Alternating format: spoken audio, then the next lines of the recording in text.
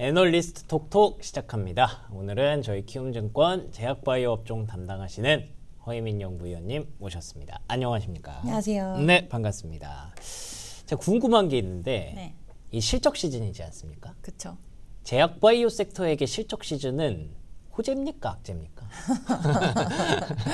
지금 저 전국을 찌르시는 건가요?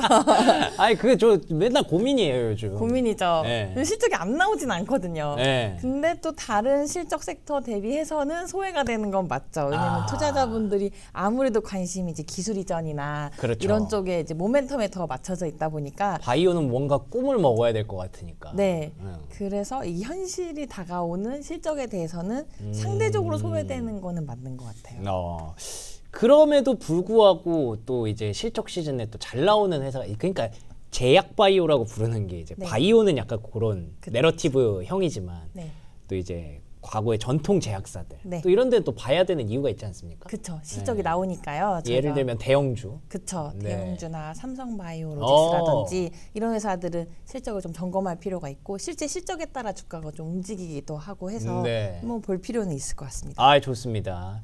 그래서 대표적으로 이제 삼성바이오로직스가 네. 저희가 그냥 얘기하는 게 아니라 이날 주가가 급등을 했는데 네. 도대체 무슨 일이 있었지? 뭐 미국이랑 뭐 관세 협상이 됐나 뭐가 됐나 찾아보니까 네. 실적이 좋을 것 같아서라고 하더라고요. 네. 사실인가요? 네, 그날 제 보고서가 나온 날입니다. 아니 시장을 거의 뭐 주무르고 계시는 우리 네, 연구위원님. 많이 나왔어요. 근데 제가 제일 이제 이익 추정치를 좀 높게 썼고요. 네. 그 지금 3분기 실적은 항상 삼성바이오로직스 같은 경우는 실적 측면에서 우리가 걱정을 잘 하진 않아요. 실적 우등생이라서. 근데 게다가 이번에 풀가동도 돌아가고 환율도 생각보다 좋았잖아요. 그래서 영업이익 컨센서스가 기존에 뭐 5천억 정도 시장의 이제 추정치는 그 정도 됐는데 이게 계산을 좀 해보니까 이게 잘 나올 것 같은 거예요. 한 6,400억, 6,500억 서프라이즈이거든요. 네. 근데 이전의 경우에는 1.8조 원의 뭐 대규모 수주가 나와도 이렇게 주가가 그렇게 많이 움직이지는 않았는데 네. 이제 막상 실적이 또 잘 나올 것 같으니 당일에 좀 움직였던 사례를 좀 볼 수 있었고 아마 4분기의 환율이 이대로 유지가 된다라고 하면 4분기 로직스의 실적도 좀 긍정적으로 바라볼 수 있을 것 같습니다. 그런데다가 네. 육공장까지 짓는다고. 육공장 아마 이제 나오지 않을까 싶기는 한데요. 이제 왜냐하면 수주가 너무 잘 되고 있어서 네. 5공장이 어느 정도 차면 이제 6공장도 이제 건설을 해야 되는 시점이 다가오는데 워낙 수주가 또 잘 되다 보니까 인적 분할 이후에는 이런 이제 로직스만의 이 캐릭터를 유지하기 위해서 이런 그 CMO 관련된 어떤 좀 호재들을 좀 저희가 기대를 하고 있는데 시장에서 네. 그 중에 하나가 육공장과 미국 진출 아직 이제 로드맵이 안 나왔기 때문에 미국 진출에 대한 로드맵도 좀 기대해 볼 수 있고요. 에피스의 경우에는 지금 3분기에는 마일스톤 유입이 좀 테바로부터 있을 걸로 추정이 돼서 에피스도 3분기 실적이 좀 긍정적일 걸로 예상을 하고 있는데 이제 분할 이후에는 좀 더 그 신약 회사로서의 뭔가 시장과의 소통이 좀 필요하지 않을까라고 생각을 하고 있습니다. 이거 분할되는 것 때문에 거래 중지되잖아요. 맞습니다. 네, 그런 거에 대한 어떤 그 변동성 뭐 이런 건 없을까요? 묘한 타이밍이긴 한데요. 28일에 실적 발표를 할 거고요. 지금 공시가 나왔으니까요. 네. 그리고 29일에 거래할 수 있는 기간이고 네. 30일부터 거래 정지에 들어갑니다. 그래서 거래 정지 기간 자체는 11월 21일까지 이제 거래 정지이기 때문에 네.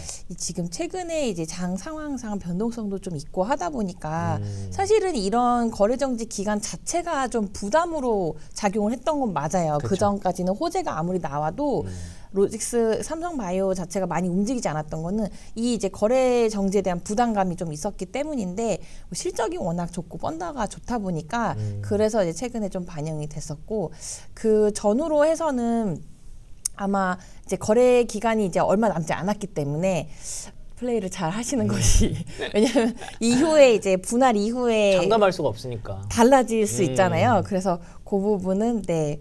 보고서를 잘 참고해 주시면 될 것 같습니다. 아유, 알겠습니다. 이 삼성바이오로직스 이 대형주의 주가를 10%씩 주무르시는 분이기 때문에 다음에 또 리포트 나오면 또 참고하도록 하겠습니다. 뭐 어쨌든 실적에 대해서 기대치가 점점 높아지는 건 뭐 믿어 의심치 않는 그런 상황이고 진짜 육공장까지 가게 된다면 세계적인 바이오 생산 기업으로 다시 한번 또 입증을 하게 되는 거니까 삼성바이오로직스는 뭐 크게 의심하지는 않습니다. 이 외에 다른 뭐 실적이 조금 안 좋더라도 뭐 R&D 모멘텀이 있다거나 좀 주목할 만한 종목들도 뭐가 있을까요? 요즘에 최근에 잘 말씀을 이제 안 드렸다가 종근당에 관련해서 이제 프리뷰 자료를 쓰면서 종근당이 밸류에이션 측면에서는 이제 중소제약사 밸류에이션을 받고 있어요. 15배, 16배 이렇게 받고 있으니까 사실은 거의 R&D에 대한 가치의 기대감이 많이 이제 낮다라고 볼 수 있고요. 그 영업 가치로 바라보고 있는 제약사인데 이 회사가 노바티스한테 기술 이전을 했던 걸 잊으시면 안 됩니다. 굉장히 대규모로 기술 이전을 했었고요. 심지어 이게 이상으로 이제 들어가는데 다만 우리가 이 기술 이전이 23년 11월이었다 보니까 기술 이전 후 지금 이상 들어가는 게 1년 6개월 만에 이제 들어간 거거든요. 5월 달에 노바티스가 이상 이제 신청을 넣었고 그래서 제가 추정한 거는 이 적응증이 뭔지를 몰라요. 그래서 샤리코 마리투스라고 하는 희귀 유전 질환 적응증으로 지금 신약 가치를 1,800억 원으로 산정을 해놨는데 이 적응증이 아마도 이번 4분기 중에 빠르면 뭐 이달 중에도 공개가 될 수 있어서 만약에 이 적응증이 심혈관 질환이라든지 좀 더 큰 분야의 적응증을 타겟을 한다라고 하면 가치가 더 상향할 수 있는 요소이기 때문에 하방은 어느 정도 이제 막혀 있고 상방이 좀 열려 있는 종목으로 좀 볼 수 있을 것 같습니다. 실적은 사실 단기 실적은 그렇게 뭐 갑자기 뭐 드라마틱하게 변화한다던가 이런 움직임이 이제 보이지는 않는데 꾸준히 자연 성장하는 만큼 성장을 하는 회사인데요. R&D에 대한 그 시장의 어떤 기여도가 기대감이 워낙 낮았기 때문에 그런 것들이 재차 이제 발생을 할 수 있다고 볼 수 있습니다. 그러네요. 진짜 주가가 계속 이제 옆으로 기고 있는 그런 형상인데 요거를 잊으면 안 될 것 같습니다. 이런 거 하나 터질 때마다 또 주가는 반등할 수 있기 때문에. 또 그리고 종근당 말고 또 녹십자도 그런 면이 있다면서요? 네, 녹십자는 단기로는 좀 아쉽죠. 뭐 제품 믹스가 이번 이제 그 독감 백신이 4가에서 3가로 전환이 되면 이제 가격도 좀 다운이 될 수 있고, 네, 저가 입찰도 될 수 있고, 또 마진이 좋았던 품목은 상반기에 이제 헌터라제가 좀 몰려 있어서 그런 부분들이 좀 일부 아쉽고, 또 알리글로 같은 경우도 이제 미국으로 나가는 신약인데 요것도 3분기보다는 4분기에 또 많이 나갈 걸로 예상이 돼서 단기 실적은 조금 일부 아쉬운 그런 상황입니다만 중장기적으로 봤을 때는 이제 이 알리글로가 미국에 잘 안착해서 그 이익 레버리지가 나는 그리고 그 큐레보라고 이제 자회사가 있는데 대상포진 백신을 하고 있어요. 그래서 결과가 26년 말에 확인이 되니까요. 장기적으로 중장기적으로 봤을 때 26년 하반기 27년 정도에는 뭔가 성과를 좀 기대해 볼 수 있을 것 같습니다. 좋습니다. 종근당과 녹십자 요 두 개는 그러니까 좀 단기적으로 실적이 좀 안 나올 수 있지만 R&D 모멘텀을 잊지 마셔야 된다라는 관점에서 얘기를 해봤고요. 좀 더 욕심을 내서 실적도 잘 나오고 R&D 모멘텀도 있는 종목도 있다고 들었어요. 네. 유한양행하고 한미약품이 있는데요. 네. 유한양행은 일단 3분기 실적보다는 이제 다가오는 4분기에 마일스톤 유입이 기대를 하다 보니까 마일스톤이 들어오면 실적이 좀 좋아질 수 있고 이 회사 자체도 그 유한화학이라고 이제 원료를 생산하는 자회사가 있는데 그 회사가 좀 좋아지고 있어요. 생물보안법에 대한 반사수혜로 추정을 하고 있는데 물량이 많이 이제 최근에 받고 있습니다. 그래서 올해 상반기에도 증설을 했는데 아마 또 증설을 해야 되는 이슈가 있을 수 있고 그게 고마진입니다. 그래서 올게닉하게도 성장이 좀 예상이 되고 일회성인 마일스톤도 4분기에 예정이 되어 있고요. 지금 그 렉나자가 미국에서 좀 많이 판매가 되려면 병용 약물이 SC 제형으로 승인이 돼야 되고요. NCCN 가이드라인이라고 해서 이제 의사분들이 처방할 때 참고로 보는 그 바이블 같은 게 있어요. 그래서 거기에 선호로 등재가 돼야 처방이 좀 많이 되는데 그런 것들은 이제 전체 생존 데이터가 나오면 좀 더 이제 탄력을 받을 수 있지 않을까 싶어서 그런 것들은 이제 연말 그리고 내년 상반기 중에는 가능성이 있지 않을까 싶어서 뭐 R&D 모멘텀과 또 올게닉 그로스도 좀 같이 살펴볼 수가 있고요. 네. 한미약품도 지금 북경한미 상반기 내내 이제 재고 이슈 때문에 좀 부진했지만 하반기부터는 그게 좀 정상화될 걸로 예상을 하고 있어서 이런 부분들도 이제 실적도 대체적인 이제 시장 기대치를 부합할 걸로 예상을 하고 있고요. R&D 모멘텀이 이게 반가운 소식인데 한미가 그동안 이제 R&D에 대한 뭔가 시장의 기대감을 충분히 불어넣지는 못했어요. 원래도 당뇨 쪽에 강자인 회사인데 이번 당뇨 상승세에서 약간 소외가 됐었잖아요. 그런데 이 R&D 모멘텀에서 살아나고 있다라는 그런 생각이 좀 듭니다. 그래서 주가의 리레이팅이나 밸류에이션의 리레이팅이 최근에 되고 있고요. 그 핵심은 UCN2라고 해서 근육을 올려주는. 들었어요. 네, 이게 지금 근데 그 말이 돼요?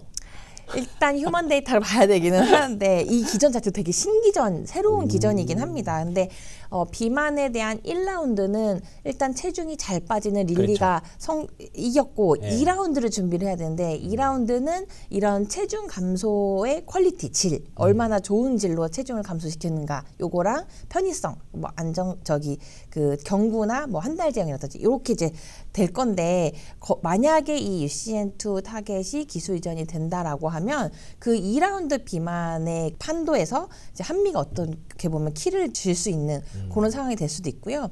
지금 머크한테 기술 이전했던 메시도 26년 초에 탑라인 발표가 예정이 되어 있는데 요게 이제 잘 나오게 되면 머크는 이제 향후에 키트루다 특허 만료가 되면 이걸 메꿀 수 있는 신약이 좀 필요합니다. 근데 이게 이제 3상으로 들어가잖아요. 그러니까 머크 입장에서 이거를 굉장히 잘 성공시켜서 팔아야 되는 그런 니즈가 있어서 요것 또한 이제 향후에 좀 부각이 될 걸 예상을 합니다. 좋습니다. 그리고 근데 보니까 이 유한양행에도 타픽이라고 써 있고 한미약품은 최선호주라고 써 있는데 네. 둘 다 그러니까 실적도 좋아지고 모멘텀도 있어서 둘 다 긍정적으로 보시는 거죠? 네, 그래서 탑픽스 S. 네. 두 개가 지금 탑픽입니다. 탑픽스였네. 제가 잘못 봤습니다. 네. 제가 오늘은 이제 최근에 실적 시즌이라서 실적 나온 자료들 위주로 많이 이제 말씀을 드렸는데요. 아마 이제 연말이 돼가고 내년을 준비를 하실 것 같아서 이제 연간 전망이 나오면 좀 더 이런 뭐 R&D에 대한 트렌드라든지 연간 전망에 대해서 자료를 가지고 한 번 더 찾아뵙도록 하겠습니다. 그러니까 이게 바이오가 필요하다는 걸 많이들 아시거든요. 그러니까 금리 인하도 되고 있고 점점 이쪽으로 바람이 부는 것 같은데 근데 막 좋다는 게 너무 많으니까 그 중에서 고르기가 되게 어려울 텐데 연구위원님의 이 연간 전망 자료 나올 때까지 열심히 숨 참고 기다리도록 하겠습니다. 자, 그럼 오늘 실적 시즌을 앞둔 제약바이오 업종에 대한 대응 전략 허혜민 연구위원과 얘기 나눠봤습니다. 오늘도 좋은 말씀 고맙습니다. 감사합니다.